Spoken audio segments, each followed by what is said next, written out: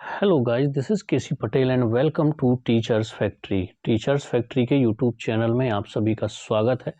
अगर आप लोग चैनल पर नए हैं और शिक्षक भर्ती की तैयारी करते हैं तो शिक्षक भर्ती से रिलेटेड महत्वपूर्ण अपडेट और इन्फॉर्मेशन के लिए चैनल को सब्सक्राइब कर लें और बेल आइकन को प्रेस कर दें ताकि शिक्षक भर्ती से रिलेटेड आने वाले अपडेट और इन्फॉर्मेशन आप लोगों को नोटिफिकेशन के माध्यम से मिलते रहें। इस वीडियो में हम बात करने वाले हैं जो सबसे ज़्यादा बच्चों के डाउट रहते हैं कि जो इसका सिलेक्शन प्रोसीजर है वो किस तरह से होगा, कौन कौन फॉर्म अप्लाई कर सकता है, कौन फॉर्म अप्लाई नहीं कर सकता। कई बच्चों के ये डाउट हैं कि मेरा ग्रेजुएशन जो है वो अलग सब्जेक्ट से था लेकिन मैंने मास्टर डिग्री अलग सब्जेक्ट से कर ली है, तो क्या मैं ये एग्ज़ाम दे सकता हूँ या नहीं दे सकता, बाद में कोई परेशानी तो नहीं जाएगी, किस तरह से इसका सिलेक्शन प्रोसीजर होगा। उन सभी बातों पर हम स्टेप बाय स्टेप बात करेंगे। तो पूरी जानकारी के लिए आप लोग वीडियो के अंत तक ज़रूर बने रहें ताकि आपको सारी इन्फॉर्मेशन मिल सके।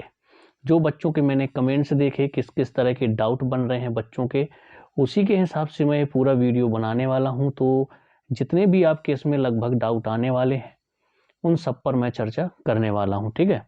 तो चलिए सबसे पहले स्टार्टिंग से देख लेते हैं एक दो पॉइंट जो सबको जानना जरूरी है। सबसे पहले ये कि आपका जो सिलेक्शन टेस्ट होगा वो 100 मार्क्स का होगा। आपके 100 क्वेश्चन रहेंगे, 1 नंबर का एक क्वेश्चन होगा आपका, इसमें माइनस मार्किंग नहीं है। अब सबसे बड़ी बात यह है कि अप्लाई कौन कर सकता है। तो अप्लाई करने के लिए जो कंडीशन है कि आपको उसी सब्जेक्ट का एमपी टेट क्वालिफाई होना चाहिए, तभी आप इस फॉर्म को फिल कर सकते हैं। अब देखिए 2018 में आपका एमपी टेट वर्ग 1 और वर्ग 2 हुआ था। तो जो 2018 का जिन्होंने दिया है और वो क्वालिफाई है वो भी इस एग्ज़ाम को दे सकते हैं। सिलेक्शन टेस्ट का जो नोटिफिकेशन आया है, जो फॉर्म आया है, उसको फिल कर सकते हैं। इसके बाद जो आपका 2023 में हुआ है, इसमें भी अगर आप लोग क्वालिफाई हैं तो आप लोग अप्लाई कर सकते हैं। कहने का मतलब ये है कि 2018 और 2023 में जिन्होंने टेट एग्ज़ाम दिया था वर्ग 1 का और उसमें क्वालिफाई हैं, रिज़र्व कैटेगरी के लिए 75 नंबर और जनरल कैटेगरी कह सकते हो या अनरिज़र्व कैटेगरी के लिए 90 नंबर, अगर इतने आपके मार्क्स हैं और आप क्वालिफाई हैं तो आप लोग चयन परीक्षा का फॉर्म फिल कर सकते हैं। तो एक डाउट ये क्लियर हो गया कि कौन फिल कर सकता है या नहीं कर सकता। दूसरी कंडीशन है बच्चों की कि मेरा ग्रेजुएशन अलग सब्जेक्ट से है और मैंने मास्टर डिग्री किसी दूसरे सब्जेक्ट से कर ली है, तो और मैंने टेट एग्ज़ाम भी क्वालिफाई कर लिया है, लेकिन मान लीजिए अभी तो डॉक्यूमेंट्स वेरिफिकेशन कुछ होता नहीं है, तो सिलेक्शन होने के बाद तो प्रॉब्लम नहीं जाएगी। तो क्या हम लोग फॉर्म फिल करें या ना करें, ये डाउट है, तो उस पर मैं बताने वाला हूँ आपको।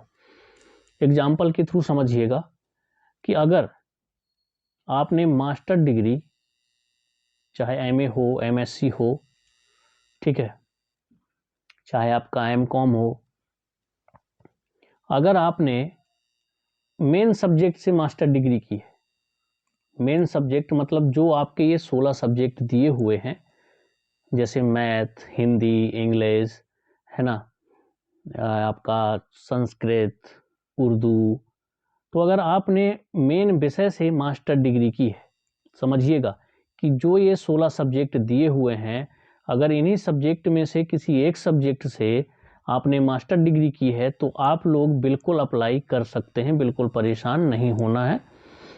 बस आपको एमपी टेट क्वालिफाई होना चाहिए। आपका उसी सब्जेक्ट से, जिस सब्जेक्ट से अप्लाई करना है उस सब्जेक्ट से आपकी मास्टर डिग्री होनी चाहिए, तो आप अप्लाई कर सकते हैं चयन परीक्षा के लिए। जो डाउट ये है, क्योंकि नीचे अभी दिया हुआ है तो मैं उस पर चर्चा करूंगा कि वो जो सह विषय दिए हुए हैं वो किसके लिए दिए हुए हैं और किन के लिए दिए हुए हैं। कि आपका ग्रेजुएशन में मेन सब्जेक्ट होना कंपलसरी है, लेकिन वो कब कंपलसरी है उसको समझने के लिए आप लोग वीडियो के अंत तक जरूर बने रहे, उस पर भी चर्चा हम लोग करेंगे, ठीक है।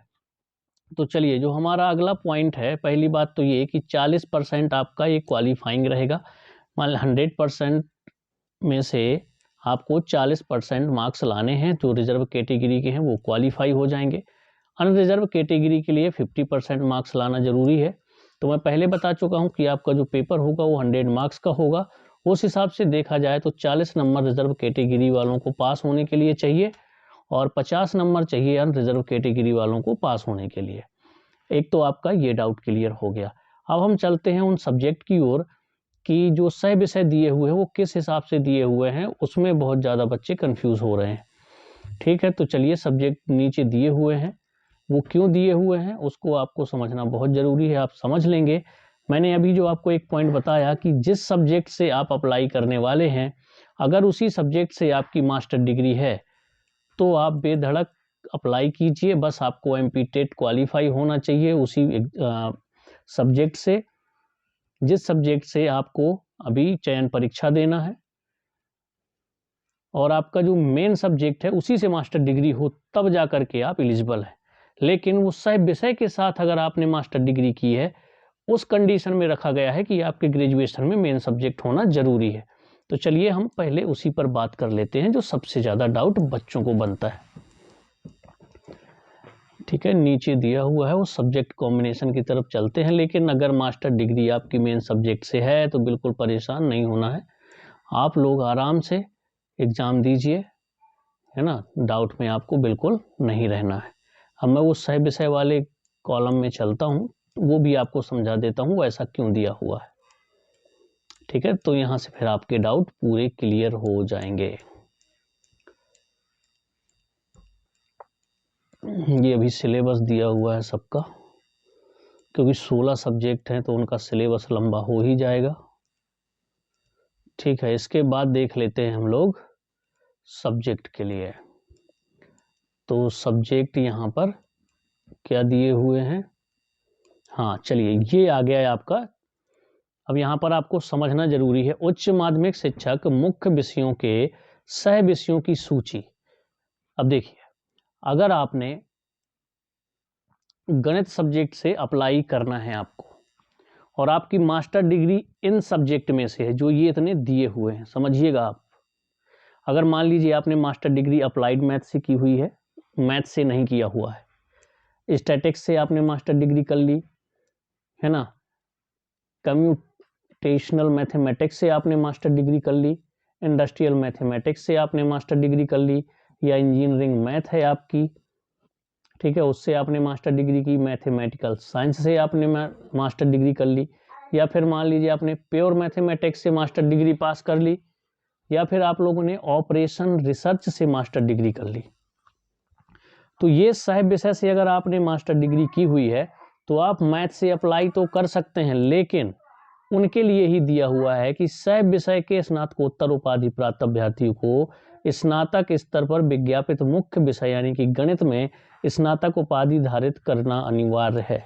कहने का मतलब ये है कि अगर आपने ये जो आपके अलाइड सब्जेक्ट दिए हुए हैं, इन किसी एक सब्जेक्ट से आपने मास्टर डिग्री किया है और मैथ से अप्लाई करना चाहते हैं, तो आप लोगों के ग्रेजुएशन में मैथ होना कंपलसरी है। लेकिन अगर आपने मास्टर डिग्री मान लीजिए BSc MSc मैथ से की है, तो ऐसा कुछ भी कंपलसरी नहीं है कि आपके ग्रेजुएशन में मैथ होना चाहिए। अब आपको समझ में आ गया होगा। जैसे कि कई लोग BSc करके MA हिंदी से कर लिए हैं, तो बिल्कुल वो लोग हिंदी से अप्लाई कर सकते हैं, ग्रेजुएशन में कुछ भी रहा हो। जैसे यहाँ पर केमिस्ट्री का दिया हुआ है, केमिस्ट्री का जो दिया हुआ है उसमें ये है कि जो सह विषय है, अगर इनके साथ आपने मास्टर डिग्री की है, मान लीजिए बायो केमिस्ट्री से मास्टर डिग्री कर ली, अप्लाइड केमिस्ट्री से मास्टर डिग्री कर ली, ये जितने सब्जेक्ट दिए हुए हैं, और आप केमिस्ट्री से अप्लाई करना चाहते हैं, और केमिस्ट्री से अप्लाई करना है अगर आपको, तो आपके जो ग्रेजुएशन में है वो ग्रेजुएशन केमिस्ट्री से होनी चाहिए, रसायन शास्त्र से होना कंपलसरी है। आई होप अब आपको समझ में आ गया होगा कि अगर आप लोगों ने सह विषय के साथ मास्टर डिग्री की है तो फिर आपके ग्रेजुएशन में जो मेन सब्जेक्ट है वो होना जरूरी है। लेकिन अगर आपका मेन सब्जेक्ट से ही, मान लीजिए जीव बायो से ही आपने मास्टर डिग्री की है, MSc किया है, मैथ से MSc किया है, इंग्लिश से MA किया है, हिंदी से MA किया है, तो कोई फर्क नहीं पड़ता कि आपने ग्रेजुएशन में कौन सा सब्जेक्ट था। अगर मेन सब्जेक्ट से आपने मास्टर डिग्री की है तो आप लोग बेधड़क अप्लाई कर सकते हैं। बस उसके लिए कंडीशन यही है कि आपका MP टेट वर्ग 1 या तो आपने 2018 में क्वालिफाई किया हो, या फिर अभी जो हुआ था 2023 में क्वालिफाई हुआ हो। अगर आपने इन दोनों में से किसी भी टेट एग्ज़ाम को क्वालिफाई कर लिया है तो आप लोग चयन परीक्षा को दे सकते हैं, इसका फॉर्म अप्लाई कर सकते हैं। तो चलिए अब हम लोग मिलेंगे नेक्स्ट वीडियो में। अगर कोई भी डाउट रहता है तो आप लोग पूछ सकते हैं, कमेंट्स में बता दीजिएगा, मैं डाउट क्लियर करने की कोशिश करूँगा। तो चलिए मिलते हैं हम लोग नेक्स्ट वीडियो में। कोई भी डाउट है तो कमेंट्स में ज़रूर छोड़ दीजिएगा।